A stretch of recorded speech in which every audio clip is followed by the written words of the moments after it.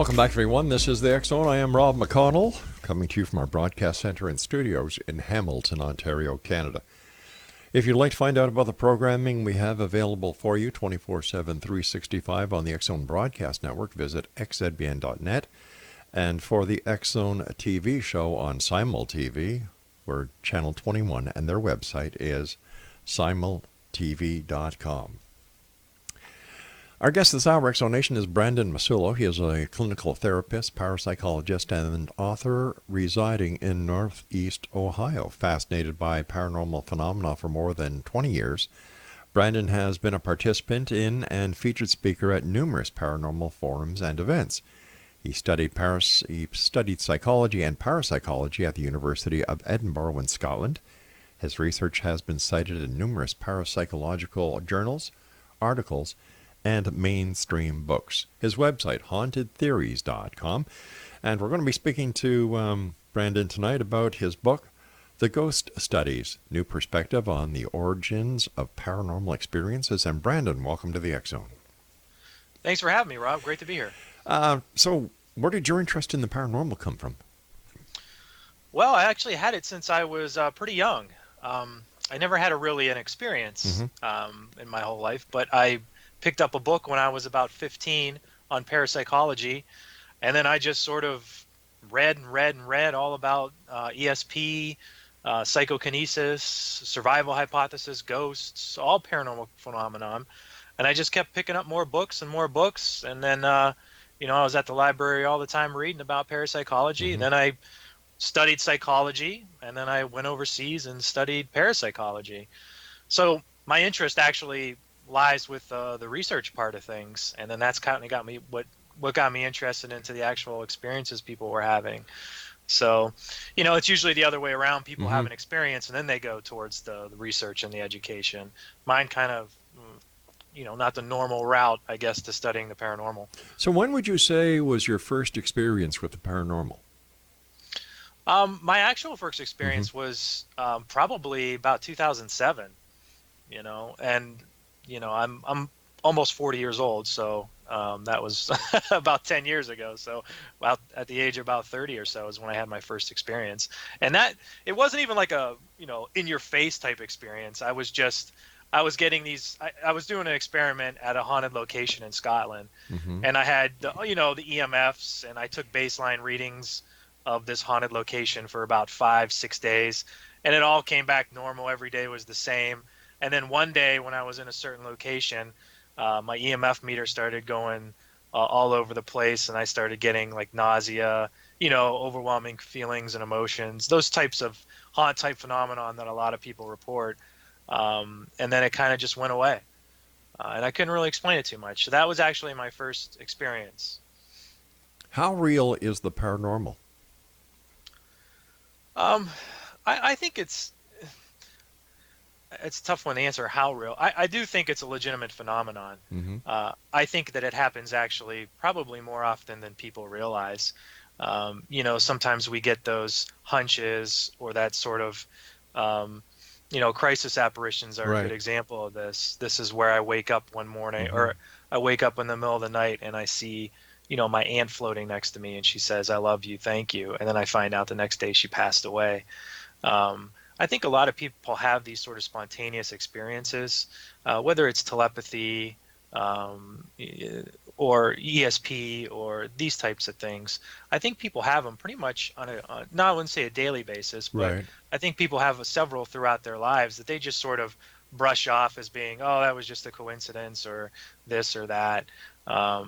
So I think they're fairly common, not like an everyday thing for people, though, obviously. Well, do they really have something to do with the dead, or is this something that we in the human psyche and consciousness actually manifest ourselves? I would agree with you. I don't think it necessarily always has to be, a spirit or an earthbound spirit that's sort of trying to communicate with us or anything like that, or demons or negative energies or anything like that.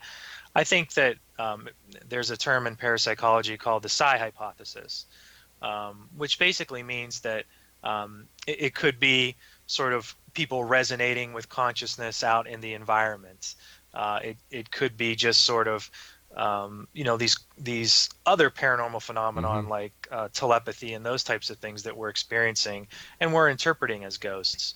Maybe there's something in the environment that we pick up on, and it could be paranormal in nature, not a natural thing, that we sort of morph into this idea of it being an earthbound spirit or something like that.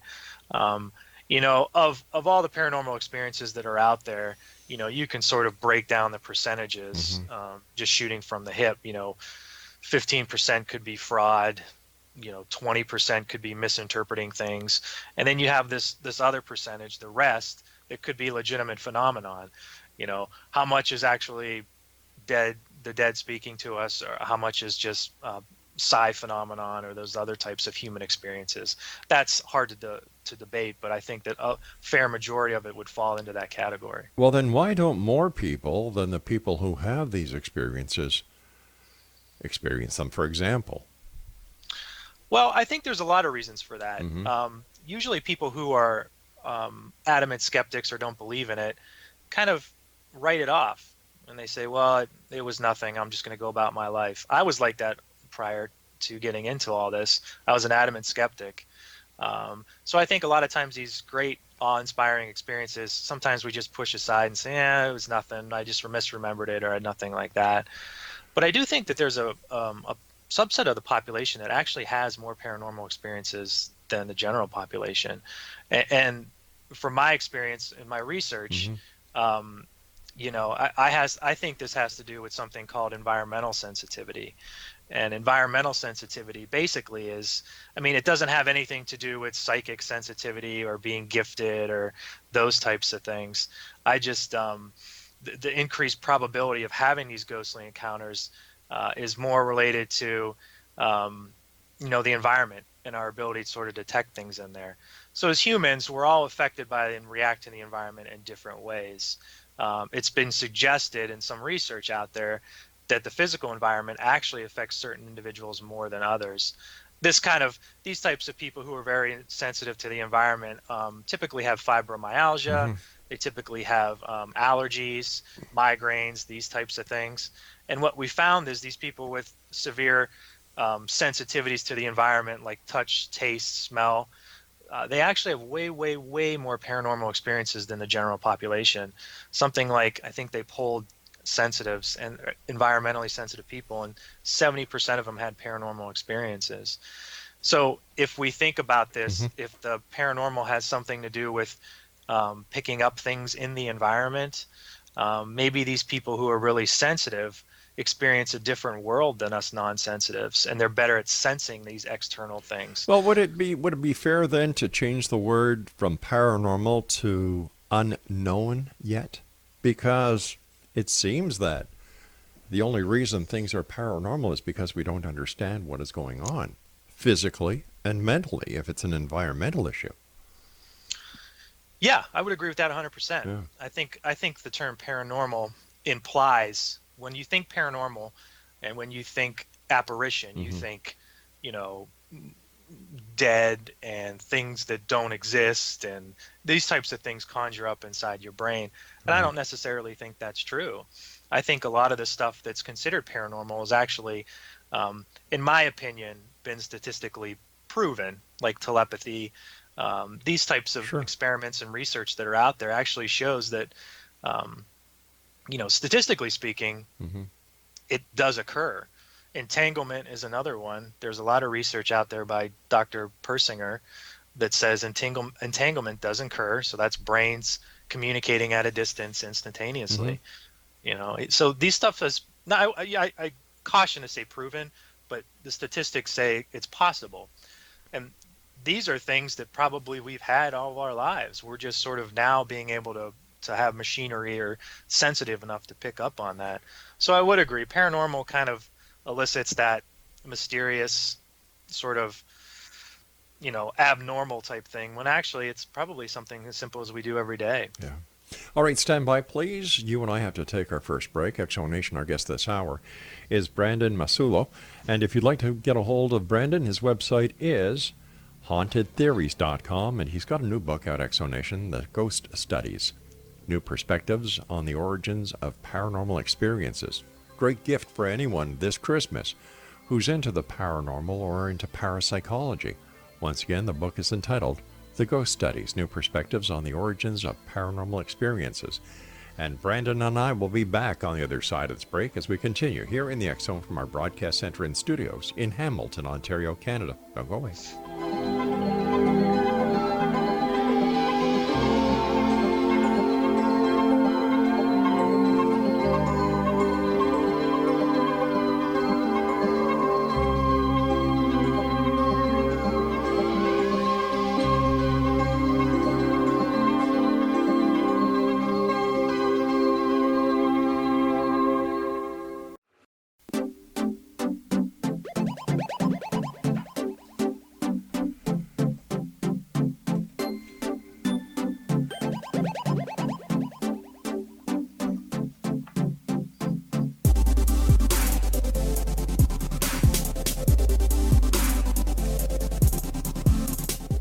Exonation Brandon Massullo is our guest this hour. He is the author of The Ghost Studies, New Perspectives on the Origins of Paranormal Experiences, and his website is hauntedtheories.com. Brandon, has there been any studies done, to your knowledge, that correlate the advancement of wireless technology, cell technology, microwave technology with the increased occurrences and experiences of paranormal phenomenon?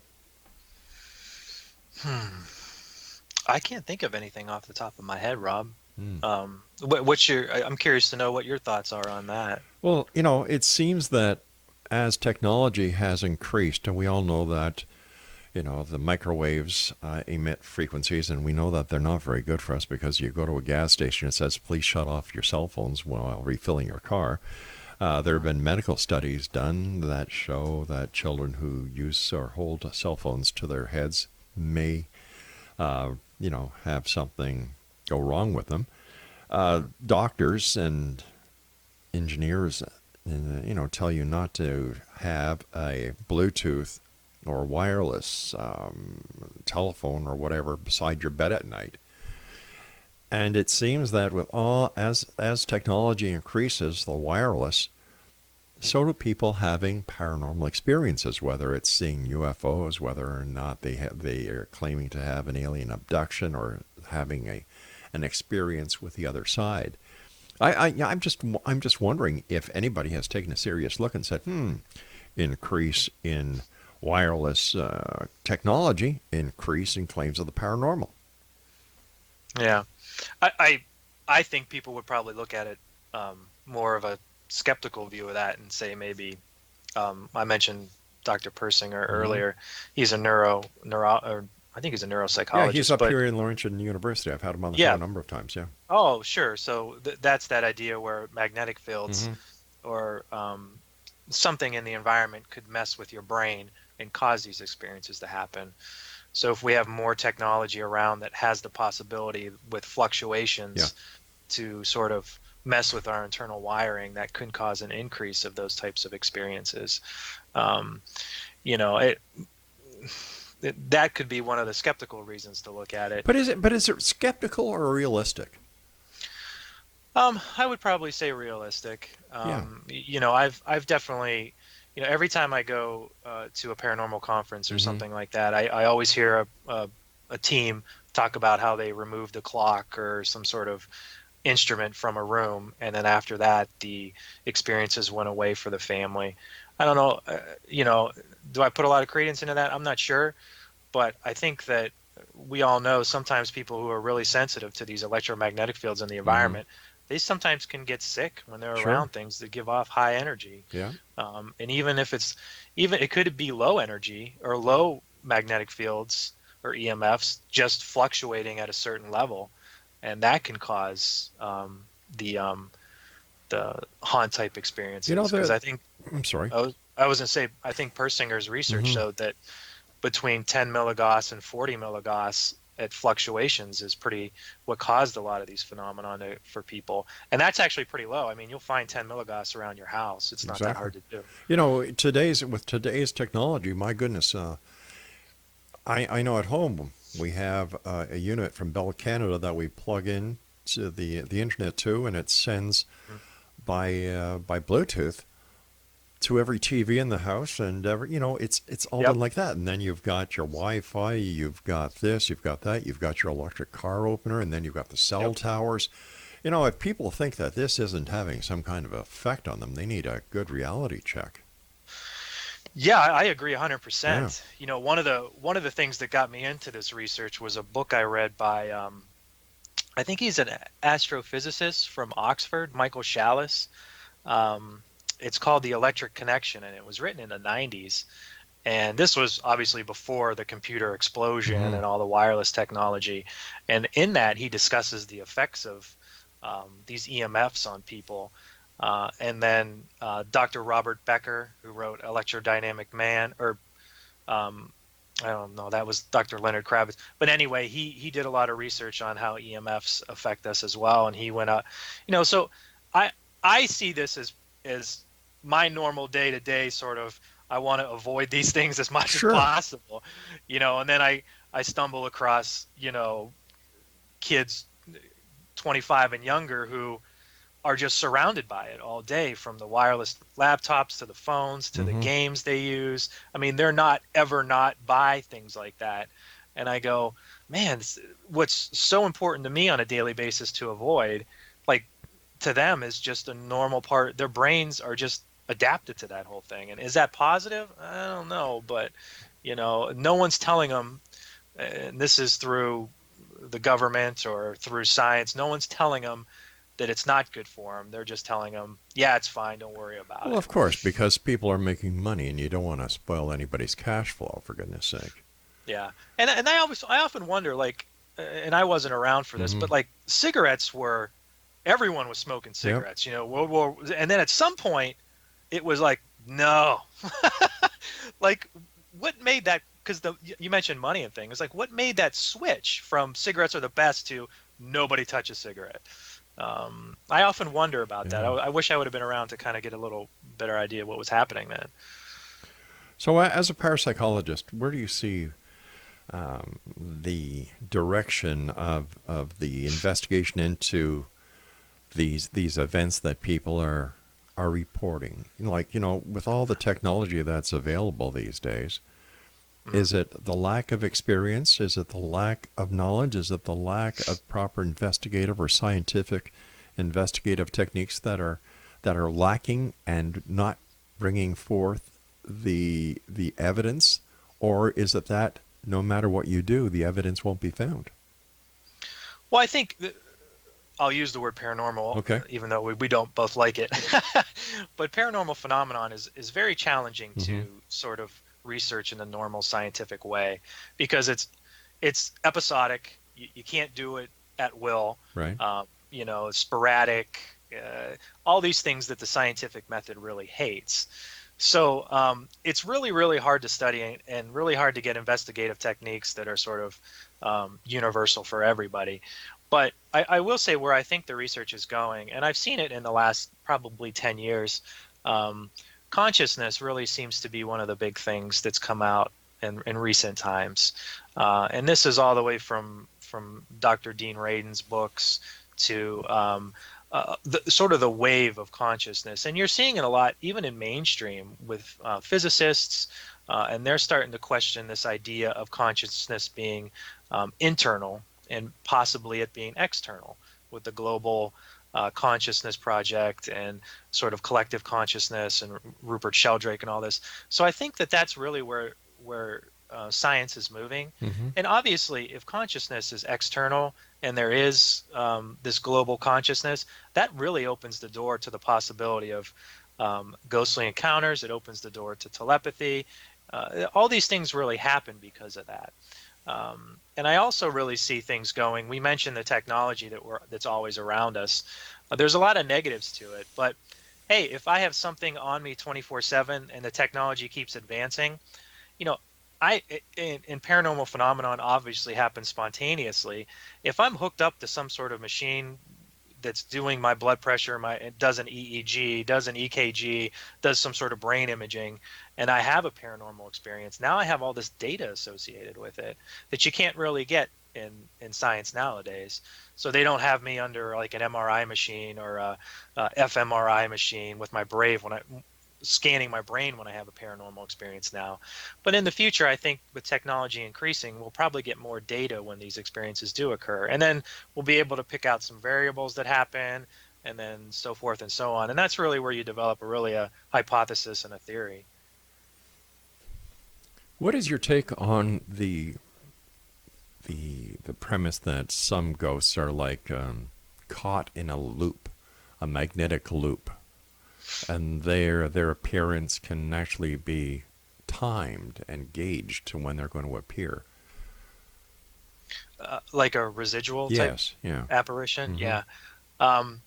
Well, I actually, with those types of experiences, I think those are probably the best to get the most information from. And I actually think that that's probably sort of that imprint theory or that place theory is probably one of the best places to start when you study ghostly phenomenon. In my book, I go over some theories, and my theories basically are that when there's a life-threatening event for person A, they send sort of like a telepathic distress signal to person B. Now, the signal for person B sometimes can come in the form of an apparition or a smell or a glowing light or an emotion, like the crisis apparitions we talked about. And I think what happens is, say this telepathic distress signal happens in 1990, and you forward ahead to 2008. Mm-hmm. I think that this telepathic message that was sent between these two people can kind of linger around in an environment. So if I see this vision of my aunt in 1990, I move out of the house, somebody else moves in the house and is in my bedroom, and then they wake up one night and there's this glowing vision of a woman. Is that the ghost of my aunt hanging around? I don't think so. I think it's sort of that imprint of the message that was sent between the aunt and me back in 1990. All right, stand by, buddy. We've got to take our news break at the bottom of the hour. And Exonation, our guest this hour, is Brandon Massullo. His website is hauntedtheories.com, and we'll both be back on the other side of this break as we continue here in the X Zone from our broadcast center and studios in Hamilton, Ontario, Canada. Don't go away.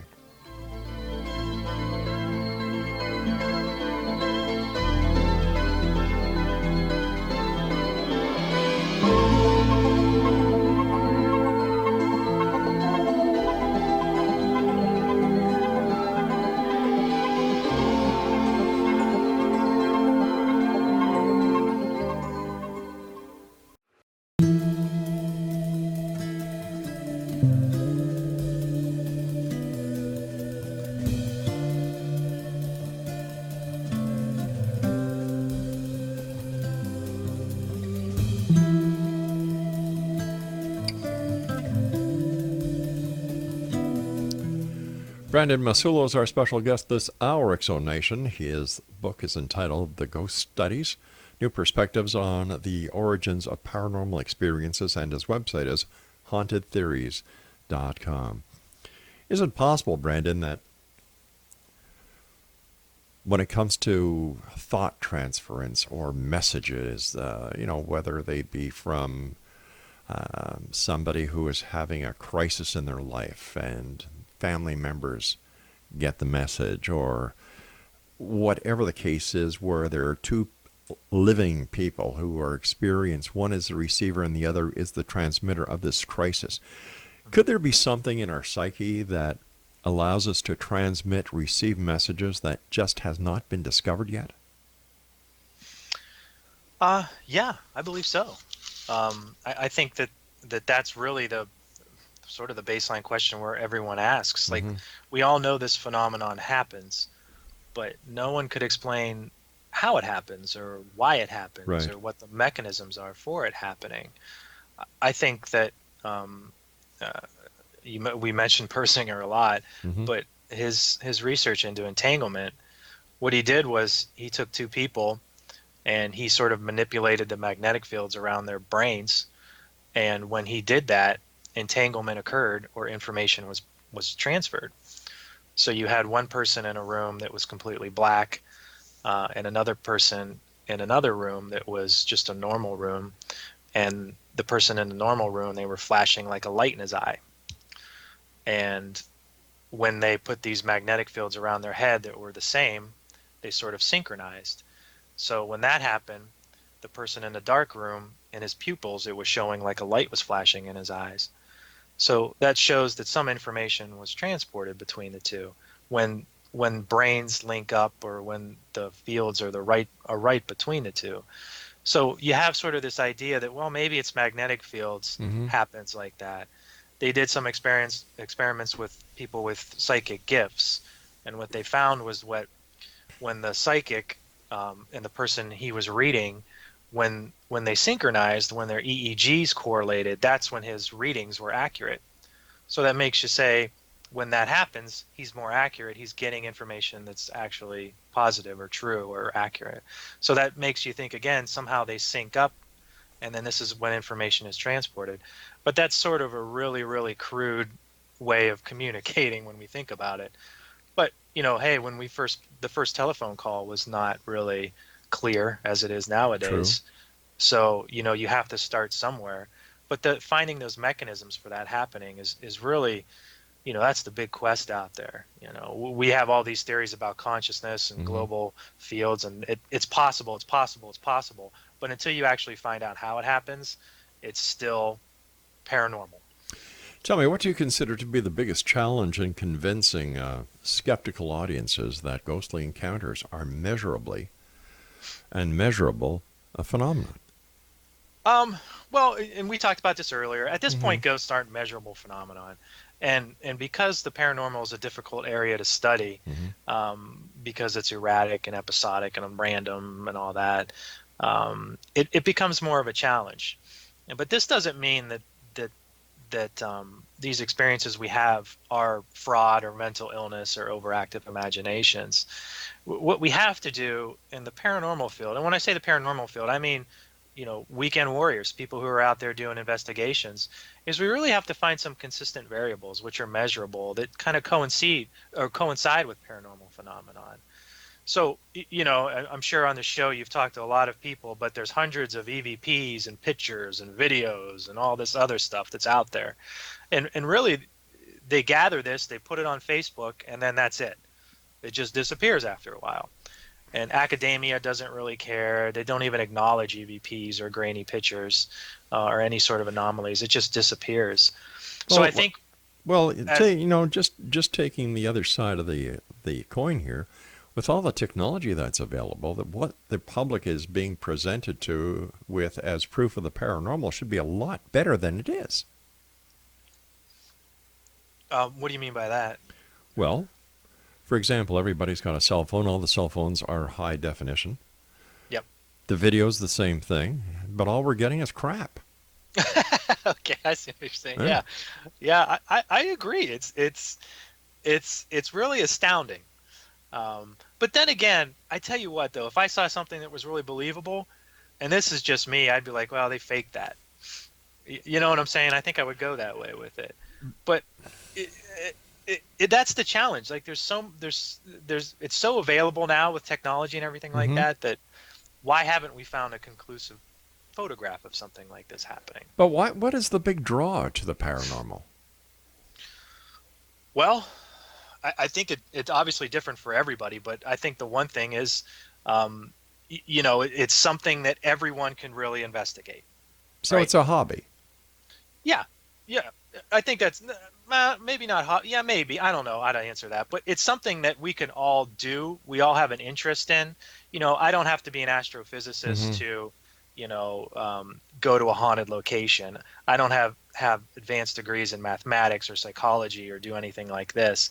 So, number one, it's accessible. Number two, it's very interesting and fascinating, and it's a mystery that hasn't been solved since the beginning of time. So all these things really combined to really make the paranormal so widespread. Plus now it's a multi-billion-dollar industry. Yeah, I mean, with haunted attractions and ghost walks Ghost and walks, books, lectures, yep, yeah. symposiums. It's a big industry. So do Yeah. they, and what would happen to all this money that's being generated if the answers were really found? Ye- I don't know how to answer that one. Mm. I recently watched, and maybe there's a thing that's in development called the Soul Phone. I don't know if you've ever heard of that. It's Dr. Gary Schwartz out of the Yeah. University of. Do you know what I'm Okay. talking about? Have Yeah. you heard about that? Yeah. And I watched a lecture that he gave, and he talked about all these benefits that could be happening if we were able to find out that we can communicate with spirits. Yeah. And I started thinking to myself, man, there could be benefits, but man, there's going to be a lot of negatives to that too. Big time. Yeah, and I think that not only there's all these questions that arise as far as religion, and if everyone is able to communicate, then there's no consequences to our behaviors, so we can do whatever we want. So all this stuff really kind of ponders through my mind. And I say to myself, what if we do get that piece of evidence that says, yep, this is 100% true? Mm-hmm. What happens? What happens to Zach Baggins and Ghost Adventures and all these people out there? Does that increase their motivation or desire, or does that just go, oh, well, answer found, let me move on to Looking for Bigfoot. Yeah. Yeah. Yeah. I asked myself that question too. I'm like, man, what if someone comes out and just figures this whole thing out? I mean, what does that mean for me? Did I just waste the last 10 years of my life? Well, no. As a parapsychologist, there's a lot of other areas that you could be diversified in. It Yeah. just doesn't stick to ghosts and everything else in that. But when I look at it, I've been doing the show now for 29 years. Okay, I've spoken to thousands of guests.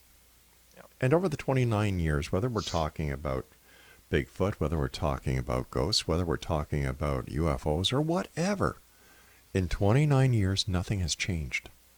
Yep. And if this was legitimate, there would be change by now. There would be something that is totally different. The only thing that I've seen is there's more charlatans and there's more money being made. People say, well, why do you do this, Rob, if nothing's changed? It's because I want the truth. I want the truth one way or the other. Yeah. And I agree. And that's what's so frustrating. Yeah. It's so frustrating. And a lot of people just get burned out. A lot of good people get burned out in the field because they're just the noise of, the reality TV stuff is just so loud that you don't see the real stuff that's going on, the fascinating stuff, the journal articles, the Dr. Persingers of the world, Exactly. the Rupert Sheldrakes. They're not Dean they're not, Radin, no. yeah. And they should be. They're the people that should be receiving the attention instead of these so-called reality TV shows, which are anything but real. Yeah, exactly. I was a skeptic for most of my life until I picked up these books and started reading these journal articles, and that's what changed my mind, not TV. And unfortunately, the old tried and true experts that were around and were revered and wanted by different talk show hosts, whether it's radio or TV, they're not sensationalistic anymore. Yeah. And unfortunately, the media, and I'm proud to say that I don't have to slot myself into the same restraints as the regular media who have to go out after advertising dollars because we own our company. They need the draw. They need the sensationalistic numbers in order to get the advertising revenue. And that is so wrong. That is so wrong. And that's what drives things to where they are now. Yeah. And that's kind of sad. As your president would say, fake news. Fake news. Hey, listen, we've got to take our final break, Brandon. Great talking to you. Thanks so much for coming on the show. Well, thank you, Rob. All right, you stand by, and we'll be back on the other side of this break as we wrap up this hour here in the X-Zone from our broadcast center and studios in Hamilton, Ontario, Canada. Don't forget, you can visit xzbn.net, look at our broadcast schedule. We've got some great shows, 24/7, 365. And on Simul TV, the X-Zone TV channel is Channel 21. I'm Rob McConnell. Don't go away.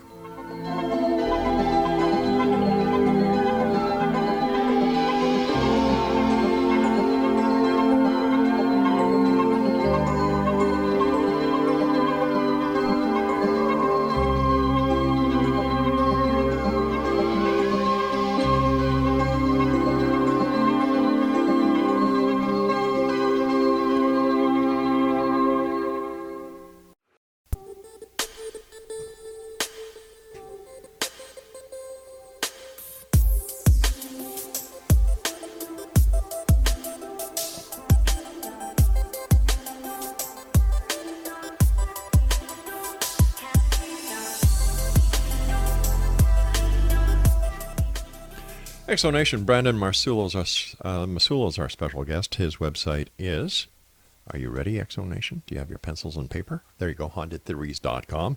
And he's the author of The Ghost Studies, New Perspectives on the Origins of Paranormal Experiences, a great Christmas gift. And Brandon, where can people get copies of your book? The book's available, obviously, on Amazon.com. If you like to listen to it on your iPhone or in your car, Audible also has it. You can pick it up pretty much, and Barnes & Noble sells it at the brick and mortar stores as well. I think Google Play, basically anywhere you can find a book. Excellent.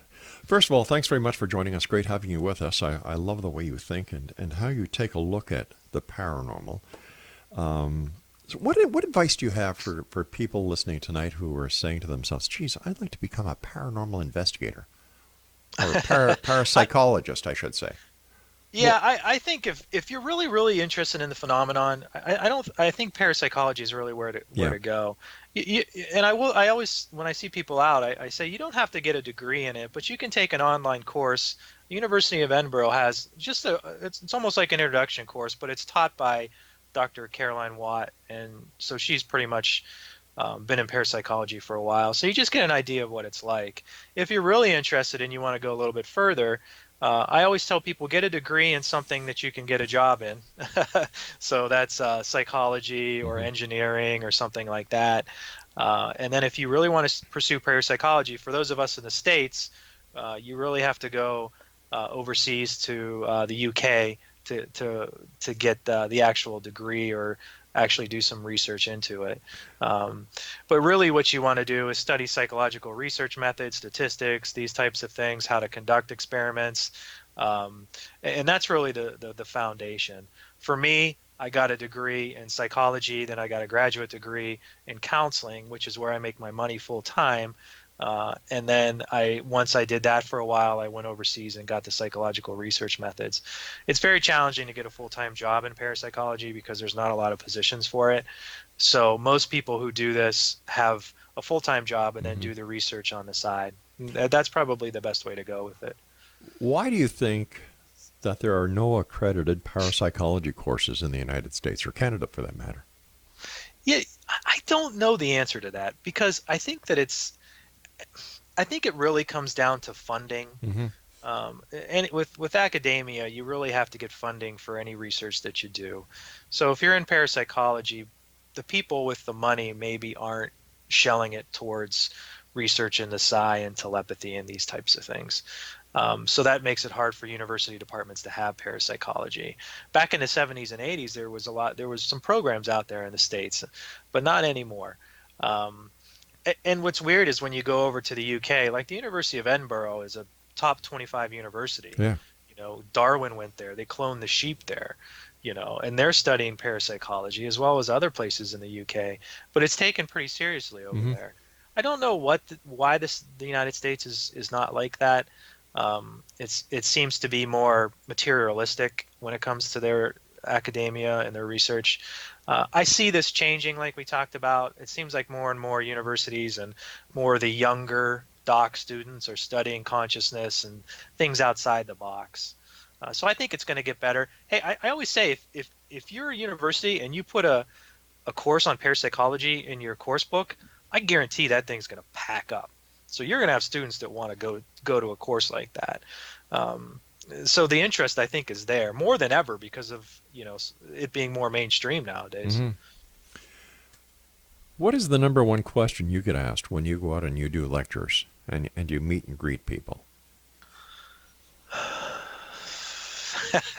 There's the question I feel like I'm always asked is about demons, and I don't know anything about demons. I'll be honest with you. When I look at anytime I study or look into or research an experience, I try to take out any sort of religious connotations that go with it, right? So for what one person might view a ghostly encounter as being positive, another person can view the same encounter as being negative. Right. And when you view something as negative, then you want to put it into a category of, if you're a religious person, negative means demon, positive means angel or Right. deceased loved one giving you a message. So really, we take our own psyche and we manipulate our experience into something that could be that way. So when it comes to the demons, I always say, when you start categorizing your experiences Mm-hmm. and you start moving towards categorizing it through your religion, I think that that's more of a like a priest and things like that to talk to about things like, just look at the experience, and if it's a phenomenon that's legitimate, that's really where my focus is. I don't like categorizing things as positive, negative, demons, angels, loved ones. I just look at the experience and sort of what it is. All right. In your experience as an expert, what role does a person's religious beliefs play in the realm of the paranormal? Have there been studies done on this? Um, Gosh, there probably are. I can't pull any up in my mind right Okay. now. There's a lot of research into, ghostly encounters being used as a means to cope with things in your life, Mm-hmm. right? I think religion is sort of something that you use to cope with things in your life. If somebody passes, True. knowing that they're going to heaven and they're going to be in a better place and they're not hurting anymore, these are all things we do to sort of help cope with grief that's going on. I think your religion really plays a huge part if you have a lot of um, paranormal experiences, or you have a paranormal experience, because obviously your mind automatically goes towards, I had a ghostly experience, so this must mean it's a ghost, and this has to do with afterlife. And my views on afterlife have to do with heaven and being Christian and being Catholic. So then it automatically goes that way for Mm-hmm. a lot of people, and that's good and that's positive for a lot of people. I think if you're really serious on researching it, it's just as like everything else with medicine. You have to take out some of those side things and just focus on what you're doing and the actual experience. Not to say religion and afterlife and God, no, that doesn't exist. I'm saying it can sometimes cloud judgment and make you go towards a certain way. And I think, religion is an important part of everyone's life, and what your religious views are important. So that, and probably every decision you make sometimes is based on, your religious views on things. When it comes to people who seek out answers to their daily life problems, for example, those who go to psychics to get a better handle on their own lives, what advice do you have for these people? I think I would say what probably you say and everyone else would say is just, you just got to be very, very cautious Yeah. when you do these types of things. Um, there's some foundations actually that actually certify people as psychics and mediums. Not to say that this certification means that this is, the end all be all, but they actually take some time into it. And I think the Windbridge Institute, and there's another one that Lloyd Arbach's affiliated with that does this, Foundations for Living or Mm-hmm. something like that. But it's a little bit more rigid as far as what the people that actually perform the service. As far as going on Facebook and sending somebody, $20 to do a quick Facebook live session. I think you really have to be careful in these types of things. This being psychic takes a lot. There's a lot that goes into it, from what I've seen and read. So to just flip it on like a switch, I think is very challenging to do. So you got to be really, really cautious. Um, Well, eh, it's all part of that billion, a couple $1 billion a year business that is out there. yeah, yeah, and that's exactly right. It's a business, Yeah. and this is how people make money. So um, just be careful, be cautious. Try to go through one of those those reputable places to find these types of things, and not just typing in something and Sure. Facebooking something. I think the best way to find anything out is by meeting your best friend at a local pub, sitting down, having a couple of pints, and just having a heart to heart. Hmm. Yeah, nothing wrong with that. No, no. Yeah, because when you look at the psychics, if they give you an insight into something, and you actually do that, doesn't that change the entire time-space continuum? Oh wow, you're getting all meta on me there, Rob. Uh-huh. Well, that wasn't very fair of me, but I will have you back on, and we will take that look, because It's been great having you on. I wish you continued success. Good luck with your book, and don't be a stranger. All right, thank you, Rob. It's always a pleasure. You take care, Brandon. And Exonation, if you'd like to find out more about my guest this hour, Brandon Massullo, visit his website at, let me see here, hauntedtheories.com. Well, that's it for this hour.